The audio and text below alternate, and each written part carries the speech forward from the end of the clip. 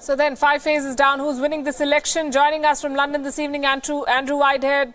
He's a writer and senior journalist. With me here in the studio, Lord Meghnad Desai, author and professor emeritus at LSE.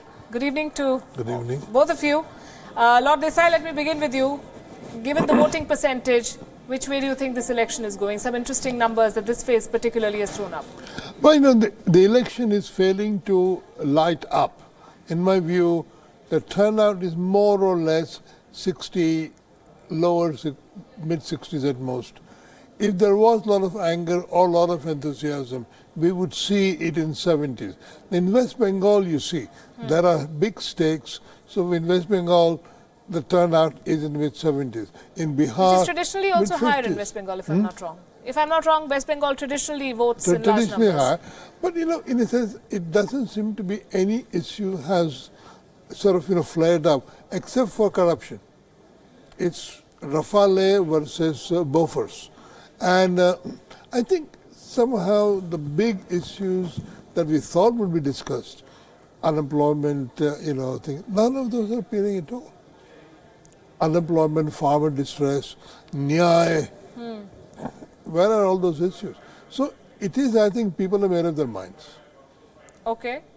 People have made up their minds, or people are bored. Andrew Whitehead, we started with this election with so much gusto, the biggest electoral exercise in the world, the biggest number of first-time voters and what have you. It seems that given the number of people who are turning up to vote, and there's also talk, interestingly, about a silent wave, even a pro-incumbency wave. What is your reading?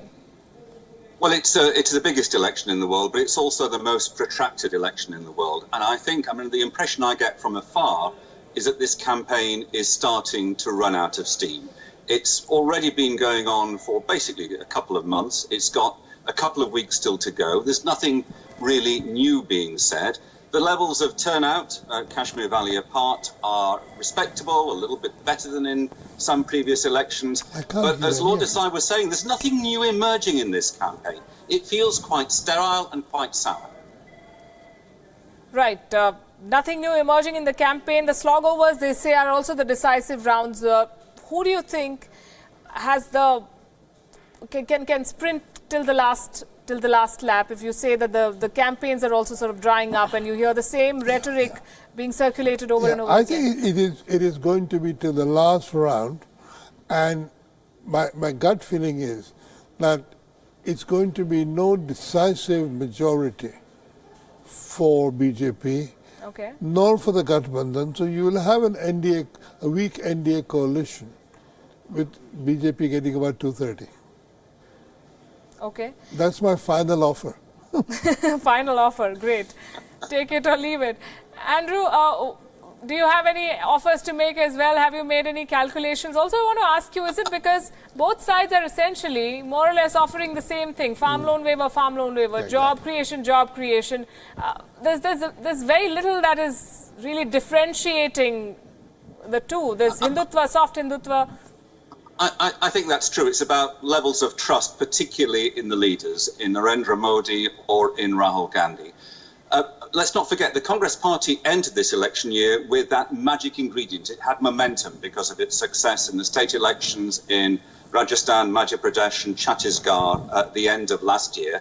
But it needed to do things to sustain that momentum if it was really going to launch a formidable challenge to the NDA. And it hasn't really been able to do that. I think this has been, again, I have to say, I'm watching from afar at the moment, but I think this has been something of a disappointing campaign for Congress. So I think this is still the NDA's election to lose. I would expect the BJP to be probably quite well short of a single party overall majority, but the NDA still certainly to be very comfortably in the lead. The likes of Ram Madhav are already talking about an alliance government in his latest interview. I think one person in the opposition who stands out is Mamata Banerjee. Do you think she's helping the BJP by her statements? Some calculations said the BJP may win as many as 20 seats in West Bengal. Oh, yes. I think BJP is concentrating on West Bengal and Odisha to make the big breakthrough. And I think Mamata Banerjee, in my view, will lose about 20 seats because the BJP is trying very hard, putting all its resources They're not doing even that much in UP because the vote against them is split. But in West Bengal, it's one-on-one.